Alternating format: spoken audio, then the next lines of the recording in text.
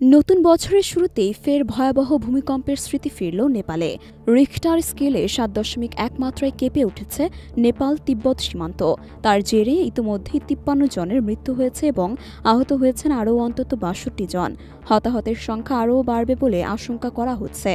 যুক্তরাষ্ট্রের ভূতত্ত্ব জরিপ সংস্থা জানিয়েছে, তিব্বতের শিগাৎস শহর সকাল ৯টার দিকে শক্তিশালী ভূমিকম্পে কেঁপে ওঠে। মাটির মাত্র ১০ কিলোমিটার গভীরে এটি সংঘটিত হয়।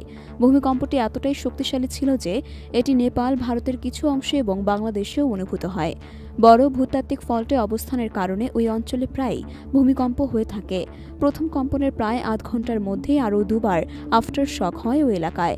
জানা গিয়েছে ৫ মিনিটের মাথায় ফের ৪.৯ মাত্রায় কেঁপে ওঠে শিজ্যাং। এখানেই শেষ নয়, আরও ৩বার লাগাতার আফটার শক হয় ওই এলাকায়। সব মিলিয়ে মঙ্গলবার সকালে মাত্র ১ ঘন্টার মধ্যে ৬বার কম্পন অনুভূত হয় নেপাল তিব্বত সীমান্তে। আর তাতেই বিপর্যস্ত হয়ে পড়েছে দুই দেশের বিশাল এলাকা। ভেঙে গুড়িয়ে গিয়েছে বাড়ি। ভাইরাল হয়েছে কার্যত ধ্বংসস্তূপে পরিণত হওয়া সিকতাসের শহরের ভিডিও।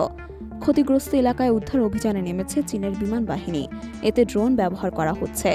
এভারেস্ট পর্বতশৃঙ্গের পাশে অবস্থিত তিব্বতের তাপমাত্রা হিমাঙ্কের নিচে থাকায় সেখানে উদ্ধার অভিযান বেশ দুরূহ হবে।